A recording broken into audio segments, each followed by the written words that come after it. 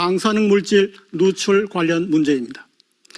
최근 언론 보도에 따르면 우리 지역에 위치한 원자력 연구원의 배수로와 연결된 인근 하천에 방사능 물질이 30년간이나 흘러든 것으로 밝혀져 환경단체나 정당들은 원자력 연구원에 문제 제기만 하고 아무것도 하지 못하고 있습니다. 지금까지 문제 제기만 하고 없애자고만 하고 그러면서 또 비전문가인 시민감시단을 들여보내자고 하고 있습니다. 우리 유성 하천에 핵발전소가 있는 고리나 월성보다 더 많은 방사능이 흐르고 있었습니다. 그냥 안전하다 이렇게 말씀하실 문제가 아니고요. 특히 미래통합당 후보님께서는 도대체 어느 동네 분이신지 모르겠습니다. 이런 말씀하시면 유성 주민들께서 속이 터집니다. 고준위 핵 폐기물이 주민들 모르게 들어왔고요. 그다음에 30년 동안 방사능 물질이 하천으로 아무도 모르게 흘러갔습니다. 이게 제일 큰 문제입니다. 원자력 안전법을 개정해서 시민안전감시기구가 제대로 기능할 수 있도록 그렇게 해야 합니다. 시민들에게 제때 정보를 제공하고 질문에 답해주고 토론하면 신뢰가 쌓일 것입니다.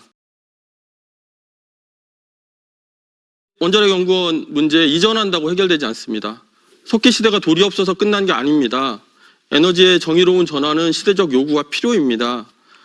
수명을 다한 원전은 폐쇄하고 안전하게 관리하는 탈핵사회를 준비해야 합니다. 그래서 원자력 연구원은 재염, 해체, 의료 등을 중심으로 한 과제로 전환하고 앞으로도 중요한 역할을 해나가야 합니다. 앞으로 재생에너지의 기술력이 발전할 것이다. 이런 막연한 기대를 가지고 당장 원자력 연구소를 폐쇄 또는 이전해라.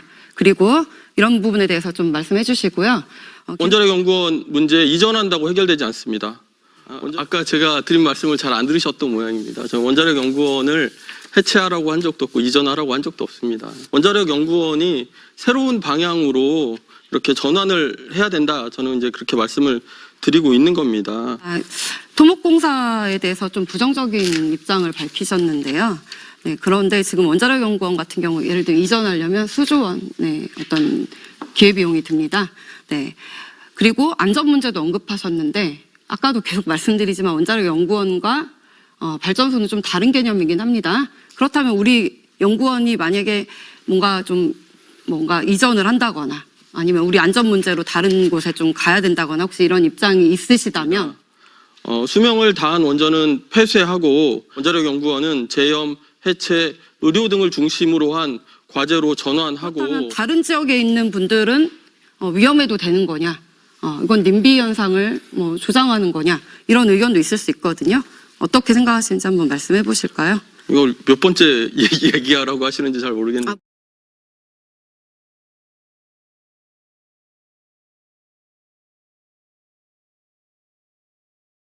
원자력 단가, 우리 에너지 발전 단가 차이가 이렇게 납니다. 네, 지금 보면은 압도적으로 원자력 단가가 낮습니다. 에너지 단가가 낮다 이렇게 말씀하시는데 그러니까 이 부분에 대해서는 몇 가지 오해가 있습니다. 원자력에 대한 이 단가에 대해서 특혜들이 있습니다. 원자력 발전에 연료가 되는 우라늄을 수입할 때 들어오는 관세라든가 개별 소비세 이런 것들이 감면되고 있는 부분도 있고요. 원자력 발전소를 다 쓰고 나면 폐로를 해야 되는데 우리나라에서는 대략 6,700억 원쯤 소요된다 이렇게 이야기하고 있지만 실제로 최근에 미국에서 2기를 폐쇄하는 데 들었던 비용이 5조 원입니다. 꾸준히 핵 폐기물을 처리할 방법이 없습니다. 이 비용을 단순히 지금 나오는 단가로 계산하는 것은 전혀 현실적이지 않다 이렇게 생각을 하고 있고요. 또 하나는 재생에너지와 관련한 문제입니다. 우리나라 원자력 기술이 세계 1위인데 재생에너지 기술이 세계 1위가 되지 말라는 법이 없지 않습니까? 2018년에 이미 세계적으로 재생에너지가 25% 이상의 에너지 점유를 하고 있고요.